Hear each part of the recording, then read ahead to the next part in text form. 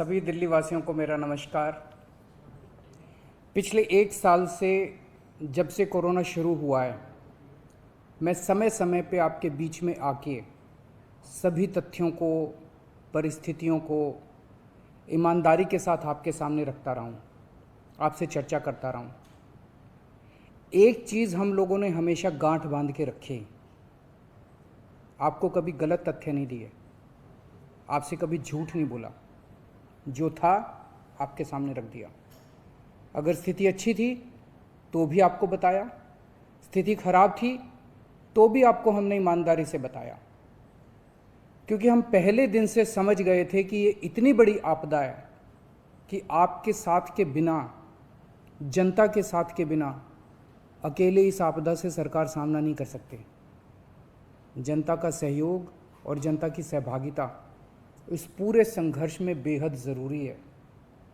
और जब तक जनता को सच नहीं बताया जाएगा, सारे तथ्य जनता के सामने नहीं रखे जाएंगे, तब तक जनता की भागीदारी सुनिश्चित करना असंभव था। इसीलिए हमने हर चीज़ आपके सामने रखी।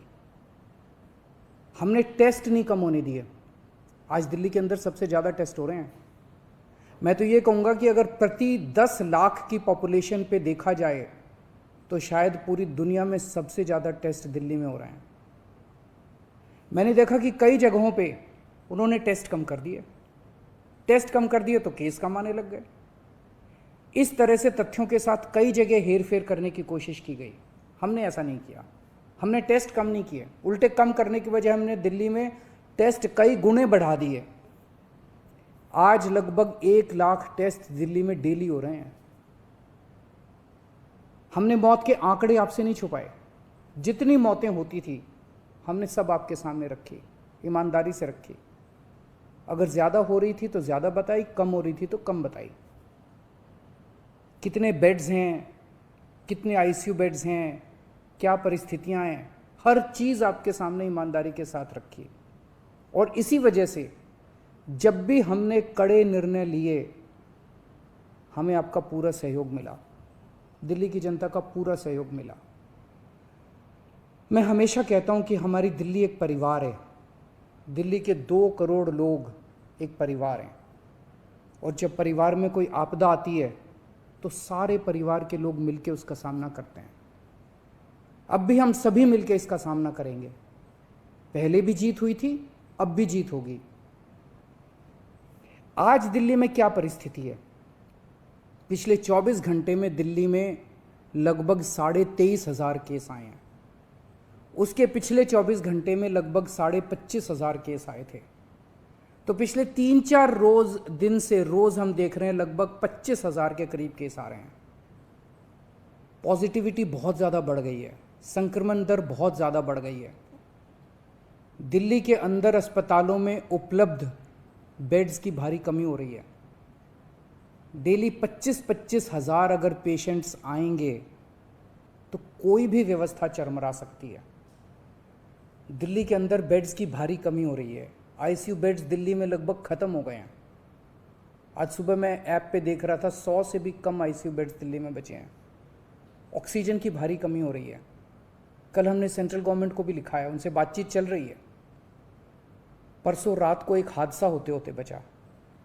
एक प्राइवेट हॉस्पिटल ने हमें बताया कि परसों रात को 3 बजे के करीब उनके अस्पताल की ऑक्सीजन लगभग ख़त्म हो गई। वो बोले जी हम तो बहुत बुरी तरह से डर गए, बहुत बड़ा हादसा हो सकता था। इधर उधर हाथ पैर मार के किसी तरह से उन्होंने कहीं से ऑक्सीजन का इंतजाम किया। दवाइयों की कमी हो रही है, रेमडेसिविर दवाई की खासकर काफ़ी कमी हो रही है। ये सारे तथ्य मैंने आपको डराने के लिए नहीं बताए। ये सारी परिस्थिति है, और इन परिस्थितियों में हमें अब अगला कदम क्या उठाना है, इस पे चर्चा करने के लिए मैंने आपको ये परिस्थिति बताई है। तो दिल्ली के अंदर कोरोना की परिस्थिति काफ़ी गंभीर है। अभी तक हमने दिल्ली के अंदर हेल्थ सिस्टम को बड़े अच्छे तरीके से मैनेज किया। दिल्ली में चौथी वेव आई है। पहली वेव पिछले साल जून में आई थी, जिसमें 4,500 के करीब केस आए थे। दूसरी वेव आई फिर सितंबर में, फिर तीसरी वेव आई जिसमें 8,500 के करीब केस आए थे। दुनिया के कई शहर ऐसे हैं, बड़े बड़े देशों के, विकसित देशों के शहर, जहाँ 6,000 केस आए तो उनका पूरा हेल्थ सिस्टम चरमरा गया, कोलैप्स कर गया। दिल्ली में 8,500 केस आए पिछली बार तीसरी वेव में, तब भी हमारा सिस्टम कोलैप्स नहीं किया, उल्टे हमने और ज़्यादा अपनी तैयारियां शुरू कर दी। आज 25,000 केस आए हैं। अब दिल्ली का हेल्थ सिस्टम अपनी सीमा तक पहुंच गया है। हमारा हेल्थ सिस्टम अब बहुत ज़्यादा तनाव में है। मैं ये नहीं कहूँगा कि हमारा हेल्थ सिस्टम अभी कोलैप्स किया है, लेकिन आज हमारा हेल्थ सिस्टम बहुत ज़्यादा तनाव में है। किसी भी हेल्थ सिस्टम की अपनी सीमाएं होती हैं। अनगिनत पेशेंट्स तो कोई भी सिस्टम नहीं ले सकता ना। किसी भी सिस्टम की अपनी सीमाएं हैं। पिछले 5 साल में आपकी सरकार ने दिल्ली में बहुत बड़े स्तर पे स्वास्थ्य के क्षेत्र में काम किया है। खूब नए हॉस्पिटल खोले हैं, मोहल्ला क्लिनिक, पॉली क्लिनिक बनाए हैं।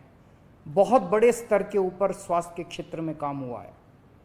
यही कारण है कि आज 25,000 केस के ऊपर भी दिल्ली का सिस्टम चल रहा है। लेकिन अब इसके बाद अगर तुरंत कुछ कठोर कदम नहीं उठाए गए तो ये सिस्टम कोलैप्स कर सकता है। और अगर हेल्थ सिस्टम कोलैप्स कर गया तो मुझे डर है कहीं बहुत बड़ी त्रासदी ना हो जाए। जैसे मैंने बताया कि कल एक अस्पताल में ऑक्सीजन बिल्कुल ख़त्म हो गई थी और बहुत बड़ी त्रासदी होते होते बची। मैंने वीडियोस देखे हैं, तस्वीरें देखी हैं, आपने भी देखी होंगी सोशल मीडिया पे। दुनिया के कई शहर ऐसे हैं जहां कॉरिडोर में पेशेंट्स पड़े हुए हैं, सड़कों के ऊपर लोग दम तोड़ रहे हैं। अभी तक हमने दिल्ली को उस किस्म की त्रासदी से बचाया है, वैसा नहीं होने दिया। आज सुबह 11 बजे मेरी और एलजी साहब की मीटिंग हुई और इन सारे पहलुओं के ऊपर, सारी परिस्थिति के ऊपर काफ़ी विस्तार से बातचीत हुई। और उस बातचीत के बाद हमें ये लगा कि दिल्ली का हेल्थ सिस्टम बड़ी मात्रा में और अधिक पेशेंट्स अब लेने में असमर्थ है। अगर हमने अभी लॉकडाउन नहीं लगाया तो कहीं ऐसा ना हो कि बड़ी त्रासदी हो जाए। हम किसी भी हालत में दिल्ली को उस परिस्थिति में नहीं ले जाना चाहते जहां कॉरिडोर के अंदर पेशेंट्स पड़े हैं, सड़कों पे लोग दम तोड़ रहे हैं। आज सभी परिस्थितियों का जायजा लेने के बाद आपकी सरकार को ये लगता है कि दिल्ली में कुछ दिन के लिए लॉकडाउन लगाना ज़रूरी है, तो आज रात को 10 बजे से अगले सोमवार को सुबह 5 बजे तक 6 दिन के लिए दिल्ली में लॉकडाउन लगाया जा रहा है। इस दौरान जाहिर है कि जो एसेंशियल सर्विसेज हैं वो जारी रहेंगी, खाने पीने की, मेडिकल व्यवस्थाओं की वो जारी रहेंगी। ये शादियों का सीज़न है, लोगों के बड़े मुश्किल से रिश्ते बनते हैं, हम उनके रिश्ते तोड़ना नहीं चाहते, तो लोगों की शादियां संपन्न हों, लेकिन केवल 50 लोगों के गैदरिंग के साथ संपन्न हो। उसके लिए अलग से पास दिए जाएंगे। इसके बारे में अभी थोड़ी देर में डिटेल्ड ऑर्डर जारी हो जाएगा कि कौन कौन सी चीज़ें जारी रहेंगी और कौन सी चीज़ों पर पाबंदी रहेगी। मैंने और एलजी साहब के हम दोनों ने निर्णय तब लिया है जब हमारे पास कोई उपाय नहीं बचा था। हमारे लिए निर्णय लेना आसान नहीं था, क्योंकि मैं समझ सकता हूँ कि लॉकडाउन के दौरान किस तरह से लोगों के रोज़गार ख़त्म हो जाते हैं, लोगों की कमाई ख़त्म हो जाती है, और ख़ासकर सबसे गरीब तबके के लिए तो ये बेहद मुश्किल होता है। जो दिहाड़ी करके रोज़ कमाते हैं उनके लिए तो बेहद मुश्किल हो जाता है। पिछली बार जब देश में लॉकडाउन लगा था, हमने देखा कि किस तरह बड़ी संख्या में प्रवासी मजदूर अपने गांव जाने लगे थे। उनसे मैं ख़ास तौर से हाथ जोड़ के अपील करना चाहता हूँ, ये छोटा सा लॉकडाउन है 6 दिन का, दिल्ली छोड़ के मत जाइएगा। आपके आने जाने में इतना समय खराब हो जाएगा, इतना पैसा खराब हो जाएगा, इतनी ऊर्जा खराब होती है। दिल्ली में रहिए। मुझे उम्मीद है कि ये छोटा लॉकडाउन है और छोटा ही रहेगा। मुझे पूरी उम्मीद है कि शायद बढ़ाने की ज़रूरत ना पड़े। आप दिल्ली में रहिए। यकीन मानिए, हम पूरी ईमानदारी के साथ सब मिल के लड़ेंगे तो जल्दी इस मुसीबत से छुटकारा पाएंगे। मैं आपको यकीन दिलाता हूँ, सरकार आपका पूरा ख्याल रखेगी। मैं हूँ ना, मुझ पे भरोसा रखिए। मेरी दिल्ली के सभी नागरिकों से अपील है कि ये निर्णय हमने बहुत मुश्किल से लिया है।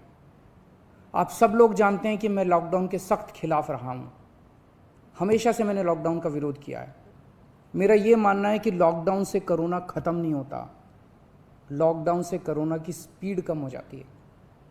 मेरा हमेशा ये मानना है कि अगर किसी भी शहर या राज्य की स्वास्थ्य व्यवस्था अपनी सीमा तक पहुंच जाए तो लॉकडाउन लगाना ज़रूरी हो जाता है, ताकि पेशेंट्स का नंबर कम हो जाए, ताकि हेल्थ सिस्टम को और दुरुस्त किया जा सके। ये जो 6 दिन का लॉकडाउन हम लगा रहे हैं, ये जो 6 दिन हम ले रहे हैं आपसे, इन 6 दिनों के अंदर हम बहुत बड़े स्तर के ऊपर और दिल्ली में बेड्स की व्यवस्था करेंगे। केंद्र से हम मदद मांग रहे हैं, उनसे लगातार संपर्क में हैं। केंद्र सरकार हमारी मदद भी कर रही है, उसके लिए हम केंद्र सरकार के शुक्रगुजार हैं। उनसे ऑक्सीजन की व्यवस्था करेंगे, दवाइयों की व्यवस्था करेंगे। इस लॉकडाउन के समय को हम इन सब चीज़ों के लिए इस्तेमाल करेंगे। मेरी अब सब लोगों से गुजारिश है कि लॉकडाउन का पूरी तरह से पालन करें, घर से बाहर इस दौरान ना निकलें। पहले भी हमने कई कठिन निर्णय लिए और आपने मेरा पूरा साथ दिया। मुझे पूरी उम्मीद है आज भी आप मेरा साथ देंगे। हम मिलके इसका मुकाबला करेंगे और ज़रूर जीतेंगे।